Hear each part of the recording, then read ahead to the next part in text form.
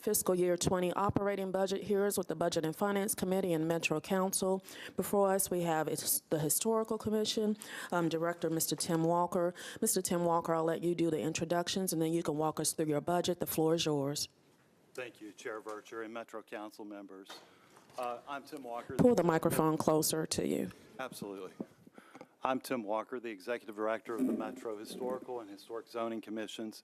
And with me today is my administrative assistant on my left, Paula Person, and to my right is the chair of the Metro Historical Commission, Jim Forcum, and the chair of the Metro Historic Zoning Commission, Menae Bell. And also with us today, behind you in the gallery, are commission members Clay Bailey, Tom Wood, Jim Hubler, and Linda Wynn. Well, before I get started, I just wanted to quickly thank Metro Council. Both myself, my staff, and the commission are we're very appreciative of the past support this council has given us, so thank you. And I also just wanted to quickly go on record and thank my staff. I have a very wonderful, educated, skilled staff who do a great job, work diligently. We do a lot of meetings after hours, and they're always up for the task before them. And I have to say they make me look good too, so I appreciate that. So to get started, I just wanted to talk about our offices, our department's accomplishments, and just highlight a few over the last year. And so I'll just take a minute to talk about that. Director Walker, you didn't submit your questionnaire in advance. I did. Okay. Not have it? Do you have it, Councilwoman Allen? Okay. You can just go ahead and walk us through it. Okay, very good. Just to talk about a few of our accomplishments over the past year, we hosted our 6th annual Old House Fair, co-hosted with Tennessee State University, the 38th annual Nashville Conference on African American History and Culture, and we hosted our 44th annual Preservation Awards program just last Thursday night. We've approved 3 nominations to the National Register of Historic Places, including Rainbow Ranch, Hank Snow's home and recording studio, and the Smith Carter House, home to Carl Smith and June Carter, and later Mother Maybelle Carter. And thanks to 4% funding by Metro Council, we've approved 40 historical markers in the past 12 months. We've also overseen the repair and maintenance of monuments, gravestones, and infrastructure at the Nashville City Cemetery. We've sponsored more than a dozen history programs and tours, including the Nashville 101 series with Dr. Carol Busey, the Davidson County historian, and we've worked to update and maintain the Davidson County Cemetery Survey as we preserve and restore cemeteries across the county, especially in the last year. 5 rural cemeteries have been restored with help from descendants groups. And specific, the one that has been a real success is the Gower Cemetery in West Nashville in the Bellevue area.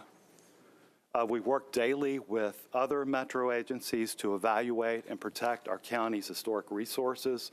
And this includes working with Metro Planning Commission staff to update the historic survey list for Sub-Area 3, the WeHo Chestnut Hill neighborhood, and the Dickerson Pike and Charlotte Avenue corridors, as well as making recommendations on all applications before the Metro Planning Commission. We've assisted the Metro Development and Housing Agency with design review for their redevelopment districts and with Section 106 review.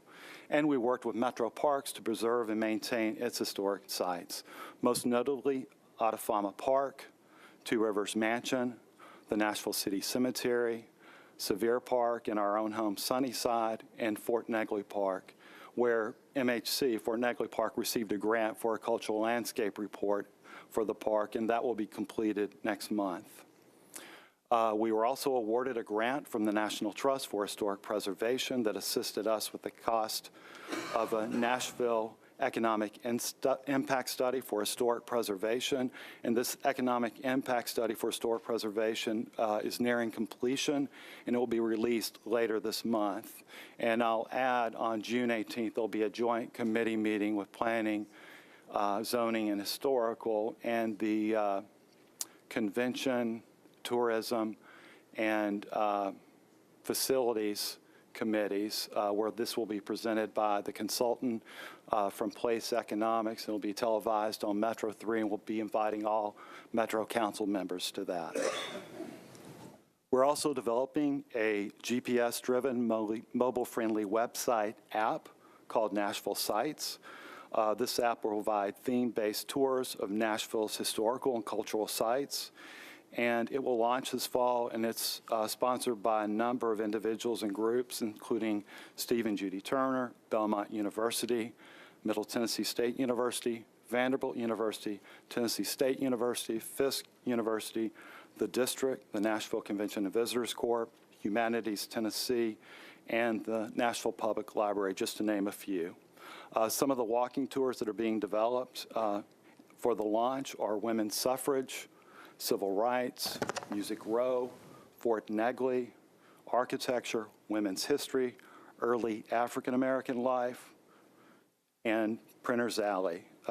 And actually a few more. There's a family-friendly kids tour and a public art and murals tour. The Metro Historic Zoning Commission's Historic Zoning Program, an overlay tool that manages growth while protecting the city's historic resources. That program continues to grow, and in the last year, we've designated 3 new historic landmarks: Ivy Hall, Rainbow Ranch, and the Logue House, 2 neighborhood conservation districts, Edge Hill and Kenner Manor, and we've expanded 1, Eastwood. And to close, as always, we continue to look for ways to work more effectively while providing quality service to residents as we work to preserve our history, our neighborhoods, and the historic resources that make our city unique. So with that, before I take questions, I know my 2 chairs wanted to take a moment, if it's all right, and It say is. a few things. So I'll turn it over to our chairs. I'll go first. Sure, I'll go first. It's Monet Bell one more time. I wanted to echo Director Walker's comments about specifically on the markers that the council has funded. And you know, it's been great to see the council members attend, and I think that when you do attend those markers, you'll see what benefit that has been to the city and how the community awareness has expanded due to those historical markers. I think there's 1 per district, but there might have been, you know, a couple more, but I've attended several of those, and they're so, so valuable. And if you find it again to further fund historical markers, they are quite unique and also, again, very community-driven. So thank you for that. Also, where I see impact in our city is through project reviews under the Metro Historic Zoning Commission. And I know under the Q&A that has been submitted that there is, it's pretty astounding, $59.1 million of value of preservation permits. So that's not a small matter. I think that when you look at the big picture and then what budgets, and of course you're in the Budget and Finance Committee, so you'll see how that compares with operational budget that Director Walker has. So just to remind that it's considerable money to the city and communities that are benefits to Zoning Commission as well. And there's one more other thing that I know that our Metro Historic, I serve on the Metro Historic Commission as well as the zoning. So we have 15 on our Metro Historic Commissioners, and we have 9 on the Zoning Commission. And we all work really hard. I just wanted to give kudos to our 15 and our 9, including the staff as well, because there's times that we also sit and review projects for hours. So, you know, between, if you ever watch Channel 3 on, you know, and watch our meetings, sometimes we go to, you know, 4 or 5 hours to review projects. So, yeah, we feel that there is some value to our preservation of our city. So thank you again, and thank you for your time.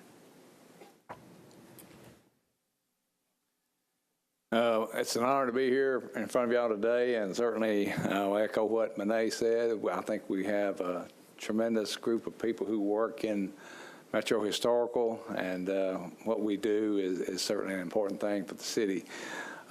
This year's budget, I won't go into any details really, except say we might have fallen a little bit short on a few things, and hopefully next year we'll be back on track.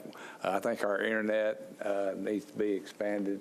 We've got some software needs. We use the same software, I think, that the planning department uses, and we do need updates and upgrades on that. Printing needs, I think that's something that's a constant. Even when I was in the council, I think we were short on printing money, so that's something we still need, and maybe some mileage reimbursement. But other than that, Tim does an excellent job at carrying through the budget and watching the money. The only other thing I'll mention, if you allow me, it really doesn't pertain to the budget now, but the capital budget. We've had the mayor come out and visit, and he has seen the needs firsthand of what we need at Sunnyside. That building is where we have our meetings. It's historic. It was there even before the Civil War, and certainly we would love to see capital improvement money put into that building, and I think we're going to see that, and hopefully we'll have your support because it's a gem sitting out there that just needs a little touch up. So if you'll help us with that, we would appreciate that. And thank you very much. Councilman Pulley. Thank you, Madam Chair. Just a couple of brief things. I concur with what you said about the marker program. I'm involved in two of those currently. One is privately funded and one is funded through the source that you referred to earlier, and very appreciative of the opportunity to have both of those, and I concur with your comments about what they mean. And thank you for your good work. I just want to refer back and make note of this in your 2018 budget. I think it's important that we acknowledge the fact that when you look at actuals, you guys, it looked like, from my calculations, turned back about a little over $45,000 from your budgeted amount. And as a percentage of a $1.1 million budget, that's significant. So I appreciate your efforts along those lines because it looks like it's spread out over a number of categories. So it's always good to see diligence like that in your budgeting efforts. I also concur with what you say about Sunnyside. I've been out there a lot of times, and I hear you kicking and screaming for that money, so I hope we can get you some of that. And I'm assuming just a very modest increase that you're getting this year, around the $26,000 range, that's to cover the expenses that you referred to earlier that you talked about with respect to needs, or because it's coming out of the other expenses category. It looks like you're increasing from $3,100 to $32,000, and I just wanted to see if you could speak to that. Director Walker. I'm not seeing that figure. Are you talking about the Councilman Pulley, will you reference him to the page you're referring to on the budget book? Yeah, it'd be D11-4. It looks like your increase from 29 and other expenses is $3,100, and your 2020 ask is $32,000. And I also acknowledge that you're reducing your personal, professional, and purchase services as well. If you don't have the answer, that's okay. We can get it later. I don't specifically have the answer, but I will get that later. No problem. That's sufficient for me, Madam Chair. Thank you, Councilman Pulley. Councilwoman Allen. Thank you, Madam Chair, and thank you all for being here. And I also want to echo the excitement about the historic markers. We just did our dedication last week, and it was a grand celebration of Elizabeth Aiken. Who knew who that school was named after? It's just great to learn the history of stuff, and I think it's valuable for Nashville to learn those things. And I'm really looking forward to the economic benefit report that's coming out, because I think that will tell us a lot about that. I have a vague memory of a grant program that we funded 2 years ago and reduced, and would just wonder if any of that type of money is in here for whatever it was that did, and is that a missed opportunity not to have some, not that we have extra money, but I'm just wondering if that's something we need to be keeping in the back of our minds. Yes, please, and I'm glad you brought that up.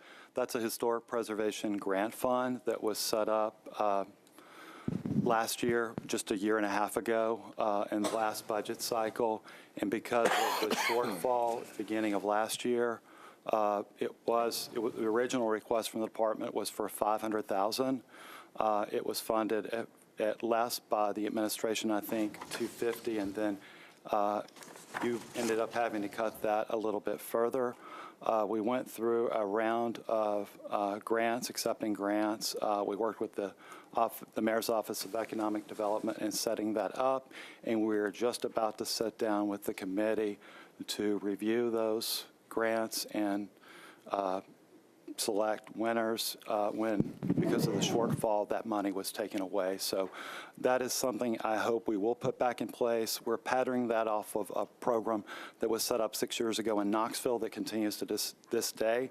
They actually allocate $1 million a year in their city budget to fund historic preservation. And does that like help move historic buildings that could be preserved if we could do that, or things like that? Absolutely. They're most threatened. They make sure it goes to that. And because they allocate $1 million, and we were only trying to get it started with $500,000, they award up to $200,000, and that can make a real difference in a building. So saving a building that otherwise might be lost forever? Absolutely. Okay. I don't know if we'll find that money, but it's just helpful to know that that need is still there. Thank you. Thank you, Councilwoman Allen. Okay, seeing no other council members seeking recognition, thank you so much, Director Walker, to you and your team and to your commissioners for all you do for the city. And this concludes your budget hearing. Thank you so much.